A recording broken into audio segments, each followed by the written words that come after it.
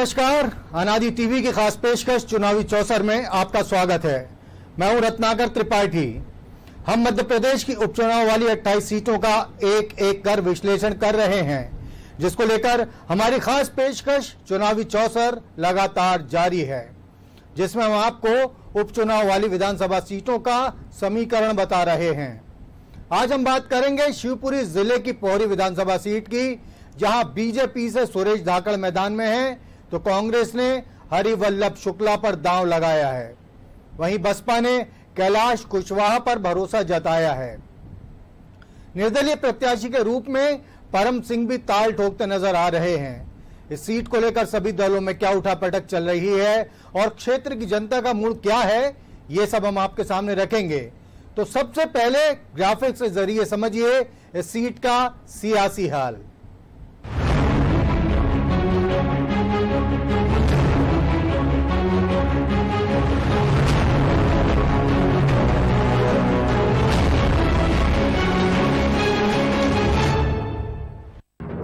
पोहरी विधानसभा seat का समीकरण। यहां पूर्व और वर्तमान कांग्रेसियों के बीच रोचक मुकाबला। कांग्रेस ने हरिवल्लभ शुक्ला पर लगाया दांव। बीजेपी से मैदान में है सुरेश धाकड़। कांग्रेस छोड़कर बीजेपी में आए हैं सुरेश धाकड़। बसपा ने फिर कैलाश कुशवाहा पर लगाया दांव। पोहरी विधानसभा सीट पर त्रिकोणीय मुकाबला। पोहरी में ब्राह्मण और धाकड़ मतदाताओं की संख्या सबसे ज्यादा। बीजेपी कांग्रेस ने जातीय समीकरण देकर उतारे हैं प्रत्याशी। शुक्ला धाकड़ के बीच दिलचस्प मुकाबला। पोहरी के पिछले 5 चुनाव का रिकॉर्ड। पोहरी विधानसभा में 3 चुनाव भाजपा ने जीते, एक चुनाव समानता दल और कांग्रेस ने जीता। 1998 में भाजपा के नरेंद्र बिरथरे ने कांग्रेस की वैजयंती वर्मा को पराजित किया। 2003 में समानता दल के हरिवल्लभ शुक्ला ने कांग्रेसी वैजयंती वर्मा को हराया। 2008 में भाजपा के प्रहलाद भारती ने बसपा के हरिवल्लभ शुक्ला को पटखनी दी। 2013 में भाजपा के भारती ने कांग्रेस उम्मीदवार शुक्ला को मात दी। 2018 के चुनाव में कांग्रेस के सुरेश धाकड़ ने बसपा के कैलाश कुशवाहा को हराया। पोहरी विधानसभा क्षेत्र में बड़ा ही दिलचस्प और कांटेदार चुनावी मुकाबला होने जा रहा है, जहां पर चुनावी राजनीति के अनुभवी खिलाड़ी हरिवल्लभ शुक्ला कांग्रेस उम्मीदवार के रूप में और कांग्रेस के पूर्व विधायक सुरेश धाकड़, जो कि ज्योतिरादित्य सिंधिया के साथ भाजपा में चले गए थे, अब भाजपा उम्मीदवार के रूप में चुनाव मैदान में हैं। वहीं बसपा ने एक बार फिर 2018 के चुनाव के अपने उम्मीदवार कैलाश कुशवाहा पर दांव लगाया है। शुक्ला पहले कांग्रेस विधायक रह चुके हैं और उन्हें कई चुनाव लड़ने का अनुभव है, इसलिए उस उपचुनाव में उनकी एक साथ 2018 के चुनाव के विजेता धाकड़ और उसी चुनाव के पराजित उम्मीदवार कुशवाहा से भिड़ंत होगी। क्षेत्र में चुनावी मुकाबला त्रिकोणीय हो गया है। इतना ही नहीं, निर्दलीय उम्मीदवार के तौर पर तो मैदान में उतरे परम सिंह भी अपना दम दिखाने के लिए तैयार हैं। हमारे विशेष संवाददाता वैभव गुप्ता ने पोहरी क्षेत्र में पहुंचकर इन चारों प्रत्याशियों से बात की। आइए आपको भी सुनाते हैं क्या कहना है इन चारों उम्मीदवारों का।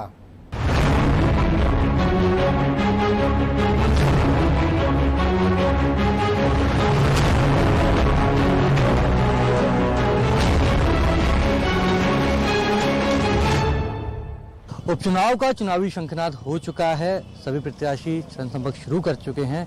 बीजेपी की ओर से पोहरी विधानसभा में जो प्रत्याशी हैं सुरेश धाकड़ जी हमारे साथ हैं।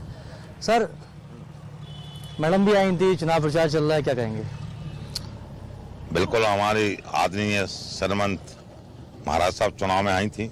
बहुत अच्छा चुनाव चल रहा और 28 से का उपचुनाव है और 28 के 28 भाजपा जीतेगी चुनाव। यहाँ से कोई दिक्कत नहीं है। तो कर्ज माफी का बड़ा बैंड बजाती है, कहती है कर्ज माफी देते कमलनाथ साहब कि किसानों का कर्ज माफ की हकीकत क्या है? आप घूम रहे हैं, क्या हकीकत समझ में? आप किसानों से पूछो 2 लाख का कर्जे का किसान माफ हुआ? कमलनाथ ने कहा कि हमने कहा? कमलनाथ जी ने कहा 2 लाख का 10 दिन में कर्जा माफ हो जाएगा, नहीं तो सीएम बदल देंगे। जो हमारे राष्ट्रीय अध्यक्ष राहुल गांधी जी ने कहा था। तो 10 दिन की बात करो, 14 महीने हो गए किसान को हुआ, तो आप बता लो, पता कर लो।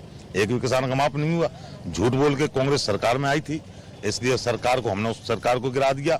हम जो प्रतिनिधि बन के आए थे, सेवक बन के चुने, जनता ने बड़ी हमसे आशा रखी थी कि क्षेत्र में विकास होगा। सरकार कांग्रेस की है, 14 महीने हम 14 पैसे विकास नहीं कर पाए थे, इसलिए उस सरकार को हम लोगों ने गिराया। और जैसे ही सरकार भाजपा की बनी और इस परिवार में जैसे हम पहुंचे, विकास की हमारे पौरी विधानसभा में झड़ी लग गई है। 1200 करोड़ के विकास कार्य इस पौरी में 2 महीने में हमने कार्य मंजूर नहीं कराए और कामों को चालू करा दिया धरातल पर। नए परिवार के मुखिया के बारे में क्या कहेंगे? कैसा? जो शिवराज जी मुखिया हैं, नए परिवार में आप गए हैं, लगातार लोगों से भी मुलाकात कर रहे हैं, नए सदस्य हैं आप परिवार के। उनसे लोकप्रिय मुख्यमंत्री मैंने तो आज तक देखा नहीं है, और लोकप्रिय नहीं हो तो चौथी बार नहीं बनते। मैं कह रहा 5वीं बार बनेंगे और 6ठी बार मुख्यमंत्री बनेंगे। शिवराज सिंह बहुत लोकप्रिय मुख्यमंत्री हैं, किसान को दर्द को जानते हैं, किसान के बेटे हैं, गरीब मजदूर व्यापारी सबका वो ध्यान रखते हैं और सबका वो समय समय पर हर किसान मजदूर व्यापारी सबकी मदद करते हैं। कांग्रेस ने सारी योजना बंद कर दी थी, जैसे ही कांग्रेस आई थी लाडली लक्ष्मी योजना बंद की, जनधन का पैसा बंद किया, 1000 साग सब्जी को मिलते थे वो बंद कर दिए थे। भगवान ना करे किसी घर में कमी हो, 2-4 लाख रुपए सम्मान योजना के द्वारा मिलते थे वो बंद कर दिए थे। हमारे किसान तीर्थ यात्रा पर जाते थे वो भी इन्होंने बंद कर दी थी। शिवराज मामा पुनः मध्य प्रदेश की बागडोर संभाली, सारी योजना चालू हो गई, किसान जय जयकार कर रहा है। राज्यसभा सांसद दिग्विजय सिंह कहते हैं कि ज्योतिरादित्य सिंधिया भू माफिया है, कहाँ तक हकीकत है? कौन कहते हैं? दिग्विजय सिंह साहब। अब तक नहीं की, अब तक नहीं की थी, अब कहने लगे। क्यों कहने लगे? कि इस कांग्रेस का यदि भट्टा बैठारा सत्यानाश किया तो दिग्विजय सिंह नहीं है, उसका कोई नाम लेना पसंद नहीं करता मध्य प्रदेश। क्यों? 15 साल बाद लोकप्रिय नेता सरमंद महाराज साहब की देन है कि वो सरकार बनी। 34 टिकट सरमंद महाराज साहब को मिले थे, 34 में 26 को जिता के महाराज साहब ने दिए थे और सरकार को बना के दिया था। अब वो अपने कैंडिडेटों को नहीं संभाल पाए, अपने परिवार को नहीं संभाल पाए, तो भूमाफिया महाराज हो गए कल से। और कल तक महाराज की जय जयकार कर रहे थे तो कोई नहीं था, अब भूमाफिया हो गए। ये महाराज वो महाराज आए, कोई आज के तो नहीं है, जिनके बड़े महाराज, उनसे बड़े महाराज, ये तो महाराजा थे। काहे के भूमाफिया? सारी भूमि इनके पास, क्या कमी थी भूमाफिया करेंगे? वो तो खुद ही संपन्न है हमारे महाराज तो होते। सवाल, हाल ही में एक वीडियो वायरल हुआ था सोशल मीडिया में जिसमें कहते हुए आया था कि मैं बिका हूँ, हकीकत क्या थी? हकीकत ये, जितने भी मैं जहाँ बोलता हूँ मेरे भाषण को लोग बात तोड़ मोड़ को करते हैं। बिकाऊ की बात कहीं से कहीं नहीं थी, बिकाऊ इसकी बात इसलिए थी, हमने जो इस्तीफा दिया इस जनता की खातिर दिया। क्यों? जब विकास ही नहीं कर पा रहे इसलिए हमने अपने पद से इस्तीफा दिया। और जैसे इस परिवार में आए, पब्लिक खुश है आज हमारी, आपने देखा होगा, गाँव जाके देखिए, पब्लिक को बहुत खुशी है कि विकास की गंगा से। बीजेपी की ओर से शिवराज जी भी मैदान में है, सिंधिया साहब भी हैं, आप भी हैं, और बीजेपी का पूरा संगठन लड़ रहा है। कांग्रेस की ओर से केवल प्रत्याशी चुनावी मैदान में? कांग्रेस में है कौन? अब कांग्रेस है थी क्या? कांग्रेस ही सिंधिया कांग्रेस थी भाई ग्वालियर संभाग में, तो कांग्रेस सिंधिया कांग्रेस थी, सिंधिया जी आगे कांग्रेस खत्म। बूढ़ी कांग्रेस वही कौन है बूढ़ी कांग्रेस में? भाई बूढ़ी कांग्रेस में युवा क्यों जाएंगे? वो तो बूढ़ी कांग्रेस, खेल खत्म कांग्रेस का। महाराज बच गए, कांग्रेस बच गई, कांग्रेस का तो खेल खत्म। जब शिवराज सिंधिया जी 1 और 1 11 हो गए तो कांग्रेस 9 2 11 हो ही गई। अगर फिर से मौका मिलता है तो सौगातें तो लगातार मिल रही हैं, कुछ नया भी उम्मीद करेगी जनता? बहुत उम्मीद है जनता को। हमारा क्षेत्र सूखा क्षेत्र था, जब से मध्य प्रदेश में सरकार बीजेपी की बनी थी और इस मध्य प्रदेश में लोकप्रिय मुख्यमंत्री शिवराज सिंह बने थे, उस दिन से विकास को देखा पौरी के लोगों ने। विकास ये देखिए, विकास थोड़ी दूर जाइए पचीपुरा डैम, विकास 2 साल बाद देखना पौरी में, विकास देखना नरवर में। ये किसान का पुत्र बेटा मुख्यमंत्री है, किसान की चिंता करता है, हरा भरा होगा तब सब हम लोग हरे भरे होंगे। बहुत अच्छी उम्मीद है इस मुख्यमंत्री से लोगों को। ये तो थे हमारे साथ पौरी विधानसभा से बीजेपी के प्रत्याशी सुरेश धाकड़ ने स्पष्ट रूप से कहा कि अब बूढ़ी कांग्रेस में कोई नहीं जाना चाहता और शिवराज और ज्योतिरादित्य सिंधिया मिलकर 1 और 1 11 हो गए हैं, इसलिए पौरी विधानसभा में विकास की झड़ी लग जाएगी। पौरी विधानसभा में चुनाव प्रचार तेज हो चुका है, लगातार प्रत्याशी जनसंपर्क कर लोगों के बीच में जाकर अब मदद मांग रहे हैं। ऐसे में कांग्रेस के जो प्रत्याशी हरिवल्लभ शुक्ला जी हमारे साथ हैं। सर, कैसा है अब तक जनता का रुझान? कांग्रेस के पक्ष में जबरदस्त लहर चल रही है कांग्रेस की। प्रदेश अध्यक्ष कमलनाथ कर्ज माफी की बात करते हैं, लेकिन बीजेपी और लोग कह रहे हैं कि कर्ज माफी का असर नहीं है। अब ये तो चुनाव में पता लगाएगा असर है कि नहीं है। वो तो ये भी कह रहे थे कि कर्ज माफी हुई नहीं है, कमलनाथ जी झूठ बोल रहे हैं, लेकिन विधानसभा में दूध का दूध पानी के पानी हो गया जब उन्हीं के मंत्री ने स्वीकार कर लिया कि कर्ज माफी हुई है, आंकड़े बता दिए, संख्या बता दी किसानों की। तो ये इन लोगों का तो झूठ बोलने का काम है परंपरा से। कांग्रेस कितनी मजबूत है विधानसभा में, क्योंकि ऐसा लोग कह रहे हैं कि सिंधिया के साथ जो कांग्रेसी कार्यकर्ता थे वो बीजेपी में शामिल हो चुके, तो यहाँ पर कितने कार्यकर्ता होंगे? तो जब सभी सर्वे में कांग्रेस की जीत के दावे किए जा रहे हैं तो कांग्रेस तो मजबूत है ही। बिल्कुल। एक और सवाल है कि दल बदलने वाली बात आती है सामने, इस तरह से बीजेपी के जो प्रत्याशी पहुंचे दल बदला उन्हें, आप पर भी ऐसे लगते हैं कि आपने भी सभी दलों से किस्मत आजमाई? मुझे भी बीजेपी ने राज्यसभा का सदस्य बना दिया था, इसलिए दल बदल किया था मैंने। मैं काय के लिए गया था दल बदल करने? विधायकी से इस्तीफा दिया था 35 करोड़ लेके, राज्यसभा की सदस्यता ली थी मैंने। जिस व्यक्ति को तुम 22 साल तक कांग्रेस का टिकट नहीं दोगे वो क्या करेगा? वो कौन लोग थे जो मेरे से कम योग्य लोगों को टिकट दे रहे थे? और जब मैं निर्दलीय लड़ा तो सबकी जमानत जब्त हो गई, तो जनता ने दिखा दिया नहीं कि जनता हरिवल्लभ शुक्ला के साथ है। अगर आपको मौका मिलता है तो, क्योंकि पोहरी में बहुत सी चीजें हमने देखी कि पिछड़ा भी है, बहुत जरूरत है यहाँ पर विकास की, अगर आपको मौका मिलता है तो आपके द्वारा क्या प्रयास करेंगे? भाई मैं 40 साल पहले वहां से विधायक बना हूं, वहां की क्या समस्याएं, क्या परेशानी है, सिंचाई की समस्या है, पीने के पानी की समस्या है, रोजगार की समस्या है, स्वास्थ्य सेवाओं की समस्या, किसी ने काम ही नहीं किया वहां। तो आपके बाद जो विधायक बने उन्होंने क्या किया? अगर किया होता तो जी आप मुझसे सवाल पूछते कि विकास का क्या होगा? तभी तो मैं पूछ रहा हूँ, कुछ अगर नहीं हुआ तो क्यों नहीं हुआ? अब ये तो उनसे पूछिए, ये सवाल मुझसे कैसे पूछ रहे हैं आप? उनकी रुचि नहीं थी, निजी कामों में व्यस्त रहे, निजी लाभ लेने में व्यस्त रहे, पब्लिक के काम नहीं किए। तो हमारे साथ पौड़ी विधानसभा से कांग्रेस के प्रत्याशी हरिवल्लभ शुक्ला जी ने स्पष्ट रूप से कहा कि मेरे से पहले जो लोग चुनकर विधानसभा पहुंचे थे उनकी रुचि नहीं थी, उनकी निजी कामों में रुचि ज्यादा थी, यही कारण कि पोहरी अब तक पिछड़ा हुआ है। पोहरी विधानसभा का चुनाव बेहद रोचक है, जहां बीजेपी, कांग्रेस, बसपा अपने प्रत्याशियों को चुनावी मैदान में उतार चुकी है, तो वही निर्दलीय प्रत्याशी पारम सिंह रावत भी पूरी दम के साथ इन चुनाव में उतरे हैं। उन्हीं से बात कर लेते हैं। हर कोई पार्टी हमने देखा कि बीजेपी, कांग्रेस, ऐसे में अब निर्दलीय चुनावी मैदान में है, किस तरह से चुनाव को आगे देखते हैं? देखिए, मेरा जो चुनाव है वो जो सत्ता के लोभी हैं और जो पद की मतलब ज़्यादा अपेक्षा रखते हुए जनता का जो शोषण कर रहे हैं, उनके खिलाफ मेरा ये चुनाव है। मैं विधायक बनने की मंशा के साथ चुनाव नहीं लड़ रहा। मैं जो नेता हैं और जो नेताओं ने पब्लिक के साथ धोखेबाजी करी, उनको सबक सिखाने के लिए चुनाव लड़ रहा हूँ। जो धाकड़ साहब हैं बीजेपी के प्रत्याशी हैं, इससे पहले कांग्रेस में रहे थे, 15 महीने विधायक रहे, अब मंत्री बन चुके हैं। तो कांग्रेस की ओर से जो प्रत्याशी हैं वो भी पहले बीजेपी में रह चुके हैं। इस दल बदल को लेकर क्या कहेंगे? देखिए, ये दल बदल की जो राजनीति की है इन लोगों ने, इनके निजी स्वार्थ के लिए की है, और ऐसे ही लोगों के खिलाफ मैं संघर्ष कर रहा हूँ ना। ये लोगों को पब्लिक ने जो वोट दिया था वो जनता की सेवा करने के लिए दिया था, अपने पेट भरने के लिए थोड़ी दिया था। इन लोगों ने जनता का जो शोषण किया है, और दल बदल के तीनों प्रत्याशी वर्तमान में जो बीजेपी का प्रत्याशी है, कांग्रेस का है और आपका बहुजन समाज पार्टी के जो प्रत्याशी, तीनों दल बदलू हैं। तो ये तीनों लोगों को सबक सिखाना, और पार्टियों की जो सोच है, पार्टी ने हमेशा योग्यता को आगे न रखते हुए जाति बाहुलता को आगे रखकर आज दिनांक तक चुनाव जो कराए गए हैं, तो उन लोगों को भी एहसास कराने का मेरा मन है और पब्लिक की पूर्ण इच्छा भी है। तो मैं जो प्रत्याशी वर्तमान में हूं वो पब्लिक की तरफ से हूं, और पब्लिक ये चाहती है कि आप मैदान में रहें और चुनाव लड़ें, और इन सब जो गद्दार हैं, धोखेबाज हैं, उन लोगों को सबक सिखाना उनकी सोच है, और उसी सोच के साथ मैं मैदान के अंदर हूँ। ज्योतिरादित्य सिंधिया यहाँ के पूरे नेता माने जाते हैं कि विकास उन्हीं ने कराया, उसके बाद भी पोहरी विधानसभा पिछड़ा हुआ, तो आपका क्या प्लान है पोहरी को लेकर? देखिए, आज जो पोहरी विधानसभा पिछड़ा हुआ है उसके पीछे सबसे बड़ा कारण यही है कि जमीनी आदमी आज तक निकल के सामने नहीं आया मैदान में। अभी तक का वहाँ का जो चुनाव रहा है, उस चुनाव में थोपे हुए प्रत्याशी सामने आए, इसलिए विकास वहाँ हुआ नहीं। 10 साल पिछली बार भी सरकार में कोई एमएलए 10 साल रहता है, और 2 साल ये जो अभी बीजेपी में गए हैं, जे भी सरकार के साथ में एमएलए रहे, उसके बाद अगर क्षेत्र का विकास नहीं है तो मैं फेलियर इन्हीं को मानता हूँ जो विधायक वहाँ रहे। ये फेलियर है। ये विधायक के साथ सिंधिया जी का भी तो फेलियर है, अपने आप को इतने बड़े नेता कहते हैं, उनके कहने पर विधायक इस पार्टी से उस पार्टी में पहुंच जाता है, और अगर वही नेता अपने क्षेत्र को विकसित ना कर पाए तो ये फेलियर विधायक का कम उनको टिकट लाने का ज़्यादा हुआ।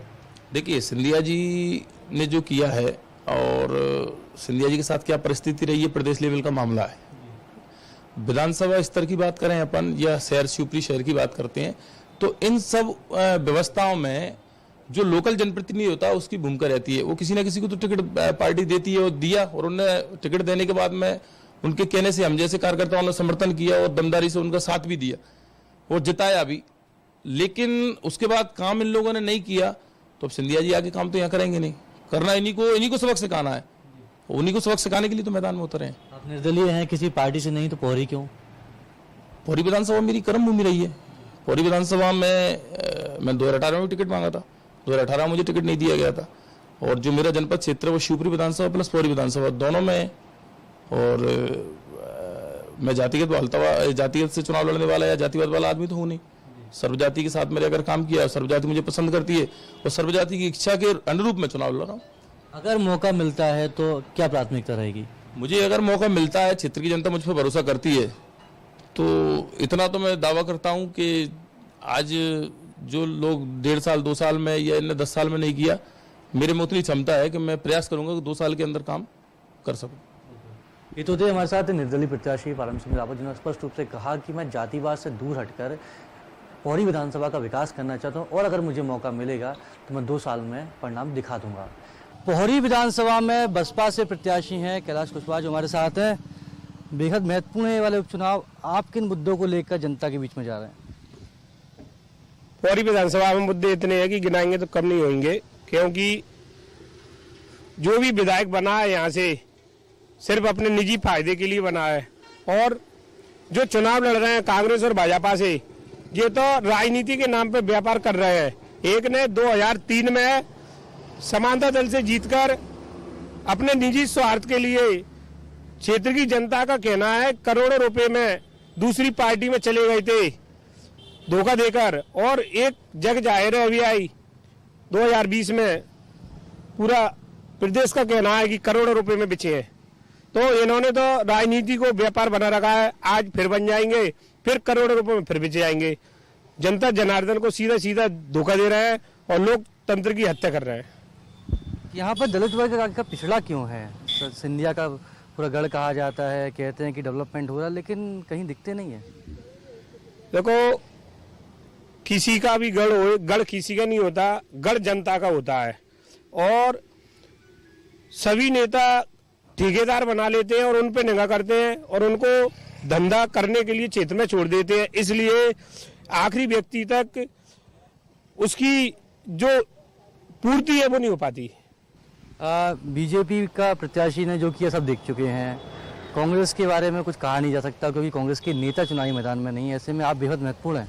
जी जी, तो कोई ऐसा है कि बहुजन समाज पार्टी, मुझे पहले जनता ने 53,000 वोट देकर बहुत साथ दिया और मुझे विश्वास है कि मेरा चुनाव क्षेत्र की जनता लड़ रही है और मेरा हर व्यक्ति क्षेत्र का नेता है और मेरा चुनाव पूरे क्षेत्र की जनता लड़ रही है। ये तो थे हमारे साथ बसपा के प्रत्याशी जिन्होंने कहा कि पहले भी जनता मेरे पर भरोसा जता चुकी है, एक बार फिर जनता मेरे पर भरोसा करेगी। कैमरा पर्सन मनीष के साथ वैभव गुप्ता, पौड़ी। तो ये थे बीजेपी, कांग्रेस, बसपा और निर्दलीय उम्मीदवार। लेकिन जनता के मन में क्या है, इस बात को जानने के लिए अनादि टीवी के विशेष संवाददाता वैभव गुप्ता इस क्षेत्र के अलग अलग गांव में पहुंचे और स्थानीय लोगों से जानने की कोशिश की। कोशिश ये जानने की कि आखिर उपचुनाव को लेकर वे क्या सोचते हैं, मतदाता किसे कर रहे हैं पसंद और किससे है खफा। आइए आपको भी सुनाते हैं।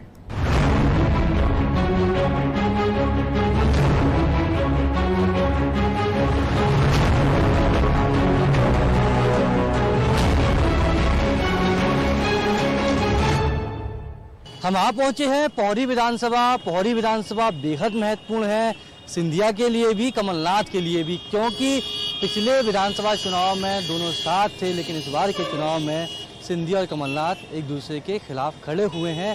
ऐसे में मतदाता क्या कहते हैं और क्या तैयारी है सियासी दलों की, इसके बारे में भी आपको बताएंगे। तो आइए चलते हैं पौड़ी विधानसभा में। नाम क्या भैया आपका? विधानसभा पौड़ी चुनाव होने कौन बड़ी लगता है? सुरेश राठगढ़। शिवराज अच्छे काम किए भाई बहन, क्या काम किए? क्यों सबके पैसे खाते में डाल रहा है, आदिवासी हो गए, मैं पीएम डाल रहा है, सब जी भाई प्रत्याशी। जब कर्ज माफी की बात हुई, कर्ज माफी वो किसी नहीं है, नहीं हुआ, किसी का नहीं हुआ। मेरा सोसाइटी का था 20,000 रुपया, वो ही नहीं हुआ, नहीं हुआ। कमलनाथ जी कहते हैं बहुत सारी योजना लाए, कोई लाए थे क्या? कोई नहीं लाया योजना, क्यों नहीं थी। शिवराज जी तो है, शिवराज जी ने आया, बहुत काम किया उन्होंने, 4,000 रुपये और बढ़ाया, 4,000 दिए किसानों को और बढ़िया काम कर रहे हैं। बीजेपी जीते यहाँ से। देखिए सुरेश जी, बीजेपी की हो जाए तो हम थोड़ी हैं, हम लोग कट्टर कांग्रेसी हैं और अपनी माँ जैसी पार्टी को हम लोग गद्दारी नहीं करेंगे। जिस तरीके से जिन लोगों ने गद्दारी की है उसका जवाब जनता देने के लिए बैठी है, तैयार है। आने वाला समय बताएगा। जो 10 तारीख को जो चुनाव का परिणाम निकलेगा, ये बुरी तरह हार रहे हैं और 28 की 28 सीट हम जीतेंगे। देखिए, ये वो डिब्बा है जिससे सुरेश नारायण खेड़ा जी को पसंद है, वो तंबाकू और चूना खाते थे। ये वही डिब्बा है, यहाँ पे बैठ के, इस जगह पर बैठ के वो चूना और तंबाकू खाते थे। तो अब वो तो चले गए, लेकिन इस डिब्बे में यादें रह गई हैं। अब वो 35 करोड़ में बिचे हैं, तो हमने इस डिब्बे का पे ही लिख दिया 35 करोड़ कि जिस व्यक्ति ने इसका खाया था, तो 35 करोड़ लिख दिया है कि ये डिब्बे की कीमत ही 35 करोड़ है। याद है, और दिखाते हैं कि लोगों को यहीं से बन के, यहाँ से जो निकला है, उसको अपना अस्तित्व तो भूलना नहीं चाहिए, पर पिछला तो वो रहा है। नाम बता दीजिए। गजेंद्र यादव एडवोकेट, विधानसभा पौरी। चुनाव है जी, शिवराज भी देख लिए, कमलनाथ भी 15 महीने देख लिए, कौन बेहतर लगा? देखो, शिवराज सिंह सरकार। इसमें सबसे बड़ा मुद्दा ये है कि कमलनाथ जी ने 15 महीने में क्या किया। सारी योजनाएं, बेटी पढ़ाओ बेटी लिखाओ, ये योजना बंद कर दी उनने, ठीक है। लाडली लक्ष्मी योजना बंद कर दी उनने। सारी योजना महिलाओं की चल रही थी, गरीबों की चल रही थी, सारी बंद कर दी उन्होंने। इसलिए ये तख्ता पलटना पड़ा। और जो गरीब परेशान हो रहा था, उसको देखते हुए सिंधिया जी ने एक कदम उठाया। उनने कोई ऐसे शौक में नहीं उठाया, मजबूरी में उठाया। तब जाके वो बीजेपी की पुनः सरकार आई। अब गरीब किसान, गरीब आदमी, सब लोग खुश हैं इस समय। कर्ज माफी को लेकर कोई फायदा हुआ किसी? कर्ज माफी को कोई फायदा नहीं हुआ। कमलनाथ जी ने केवल बोला, राहुल गांधी जी ने कहा 1, 2, 3, 4, 10 दिन में माफ करेंगे। 1.5 साल में नहीं कर पाए, नाकामयाब रहे। अब नाकामयाब रहे तो जब पब्लिक से आवाज उठेगी तो सरकार ऑटोमेटिकली चली गई। वो तो राजेश्वरी गोस्वामी। चुनाव है, कौन बेहतर लगता है? हमको सुरेश नारायण खेड़ा। क्यों? चूंकि अच्छा नेता है, पहली बार चुन के आए थे। चूंकि कईयों जो कमलनाथ सरकार की जो गलत नीतियां थी, उनकी आवाज उठाई उनने। और आप देख रहे हैं कि कमलनाथ सरकार भेदभाव की राजनीति करते हैं, तो आम जनता को मालूम पड़ गया, सब सामने आ गया। जैसे वादा किया उनने किसानों से कि हम आपका कर्ज माफ कर देंगे, सिंधिया जी ने भी बोला कि हम आपका कर्ज माफ कर देंगे। चूंकि सिंधिया जी ने देखा कि क्षेत्र में कोई कर्जा माफ नहीं और भेदभाव की राजनीति के अपने क्षेत्र की माफ कर दिए किसानों के, और उनके क्षेत्र के जितने भी किसान थे वो आज भी कर्ज माफी के लिए इंतजार कर रहे हैं। तो ये भेदभाव की राजनीति इधर चलने वाली नहीं है। और जो भारतीय जनता पार्टी है वो निष्पक्ष राजनीति करती है, पक्षपात की राजनीति नहीं करती। कमलनाथ का आपने कार्यकाल देख लिया 15 महीने का, और शिवराज सिंह जी का कार्यकाल देखा है कि शिवराज सिंह जी के कार्यकाल में कोई भी आम आदमी परेशान नहीं रहा। कितनी सारी योजनाएं चली, कमलनाथ जी ने सारी योजनाएं बंद कर दी। किसान कर्ज माफी का मुद्दा लेके चले थे, 10 दिन में माफ कर देंगे। आज तक किसान पीछे घूम रहा है। आप बताएं, आप भी मीडिया के माध्यम से इसको रोज चल रहा है मीडिया में, आज तक उनका कर्ज माफ नहीं हुआ। और सारी योजनाएं, संबल योजना इतनी अच्छी योजना है कि आदमी अगर सामान्य खत्म हो जाए तो उसको 2 लाख रुपए, और अगर एक्सीडेंट में खत्म हो जाए तो 4 लाख रुपए। गरीबों को कितना लाभ मिलता था, जिसकी आपने देखा। कमलनाथ जी कर्ज माफी करते कुछ फायदा हुआ किसी को कि नहीं हुआ? अभी तक तो कोई ऐसा किसान नहीं मिला कि जिसने कहा हो, आपके सामने किसान है, पूछो इनसे किसी का माफ हुआ हो तो कोई का किसान का कर्ज माफ नहीं हुआ। केवल उन्होंने बोल दिया कर्ज माफ, इनको एक लेटर भेज दिया। सिंधिया जी को तमाम तरह के आरोप लगाते? नहीं, सिंधिया जी पे कोई आरोप नहीं लगाते इस क्षेत्र का आदमी। नहीं, कांग्रेस लगाती, लोग तो लगाए। अब कांग्रेस तो छोड़ के आए तो कांग्रेस वाले लगाएंगे ही। अब कांग्रेस वाले तो आरोप नहीं लगाएंगे तो क्या करेंगे? यहाँ पे कांग्रेस की बागडोर संभालने वाले सिंधिया जी थे, उसके अलावा उनके पास कोई है नहीं है। अब इतना बड़ा नेता बनाने में उनको कितना टाइम लगेगा, आप बताएं। सिंधिया जी बहुत बड़े नेता है इस क्षेत्र के लिए। यहाँ सिंधिया ही कांग्रेस थी? नहीं, सिंधिया कांग्रेस तो थी ही, कांग्रेस का कुछ है ही नहीं है यहाँ पे। सिंधिया जी का ये यहाँ राजमाता साहब ने जो काम किया है, श्रीमती यशोधरा राजे सिंधिया जी ने जो काम किया है, और महल के सब जितने लोग रहे आज तक उनने इस क्षेत्र में काम किया है, इसलिए उनका इस क्षेत्र में दबदबा है। श्रीमती यशोधरा राजे सिंधिया जी ने जो काम किया है, पौड़ी में, ग्वालियर से सांसद रही, पूरे ग्वालियर क्षेत्र में पौड़ी से सांसद रही, वो पौड़ी में शिवपुरी विधानसभा से विधायक है। आप देख के आप कितना विकास है वहाँ। कालूराम विधानसभा है पौड़ी। शिवराज भी देखे, कमलनाथ भी देखे, काम किसका अच्छा लगा? अब जो 20 साल हो गए बेरोजगारी को ज्यादा है, बेरोजगारी का मुद्दा है खास। तो बेरोजगारी के मुद्दे पे कौन सी सरकार ने काम किया? आज 20 साल से कछु किया ही नहीं है। कमलनाथ ने काम कर रहे थे। कमलनाथ 1 साल में देखो पटवारी को भर्ती कर दी और कई समस्या हल कर दी उन्होंने। जो आपके जो मंत्री जी वो कैसे आदमी है? कौन से मंत्री जी? धाकर साहब अभी 2 दिन के लिए तो भाई कोई काम करो, कछु काम नहीं करो। सर नाम बता दो आपका। मेरा केवल गया विधानसभा पौरी। चुनाव होने हैं, कमलनाथ जी बात करते थे कर्ज माफी की, हुआ कुछ कर्ज? नहीं हुआ, बिल्कुल नहीं। तो कौन बेहतर लगता है, शिवराज या कमलनाथ? शिवराज। क्यों? नहीं है, कमलनाथ जी ने कोई कर्ज माफ नहीं कोई नहीं किया, बिल्कुल कुछ नहीं। और यहाँ के जो बीजेपी के लोग अच्छे लोग हैं, वो लोग अच्छा काम कर रहे हैं। कोई कुछ नहीं कर रहा अच्छा, पानी तक से रह गए। हमारे जाटबल को बिल्कुल पानी भी नहीं है पीने को। हाँ, और किसान के लिए कांग्रेस कहती थी कुछ नहीं किया, कोई ने साथ किसी ने नहीं किया। कांग्रेस कहती थी कर्जा माफ किया जाएगा, कोई कर्जा माफ हुआ किसान का? नहीं भाव, नहीं भाव, कांग्रेस कहती तो माफ कहाँ भाव कर दे। तब ज्योतिराज आयन भी पहचान काका 11 नाम कर्जा माफ कर देंगे बिहार, आज नहीं वो। हाँ। तो अब फिर चुनाव हो रहे हैं तो कौन बढ़िया लग रहा है? चुनाव तो बढ़िया लग रहा है, जय जनता पार्टी। हाँ। मेरा नाम संजय शर्मा है, विधानसभा पौरी। हाँ, हमारे क्षेत्र में चुनाव हो रहा है, सुरेश नाथ गेरा जी जीतेंगे। वो पौरी के रहने वाले हैं और हम 24 घंटे पास में रहते हैं, चाहिए तब उनके घर पहुंच जाते हैं। कोई भी काम होता है तो कभी मना नहीं करते, ठीक है ना। हमारा लोकल का प्रत्याशी है, घर जैसा है, कभी कोई चीज की मना नहीं है। मतलब कोई भी काम होगा तो आधी रात को तैयार है। हरिवल्लभ शुक्ला जी हैं। कौन बढ़िया लगे, शिवराज या कमलनाथ? शिवराज सिंह बढ़िया है। हाँ सर, अब की अभी इसमें कोई काम वाम नहीं हुआ यहाँ पे पौरी में, ना करवाया, जब से बहुत टाइम हो गया है, बहुत टाइम से काम वगैरह नहीं हुआ, इसलिए अब किला कुशवाहा जी को सुनेंगे। तो आपने कमलनाथ की सरकार भी देखी थी, कैसी लगी थी? वो भी ऐसी ही थी, काम ही नहीं हुआ कुछ अभी तक। कोई भी सरकार आई अभी तक कुछ काम नहीं हुआ पौरी में। तो किसी और को मौका दोगे? हाँ, और किसी और को मौका देखेंगे। कांग्रेस ने बेरोजगारी भत्ते की बात की थी, मिला था क्या? नहीं सर, कुछ नहीं मिला। देखिए, दिख तो रहे हो आप कैसे फिर रहे हैं सब लोग। तो ये था हाल 28 विधानसभा सीटों में से पोहरी विधानसभा क्षेत्र का। अब आज का कार्यक्रम समाप्त करने की इजाजत दीजिए, फिर मुलाकात होगी, तब तक के लिए नमस्कार।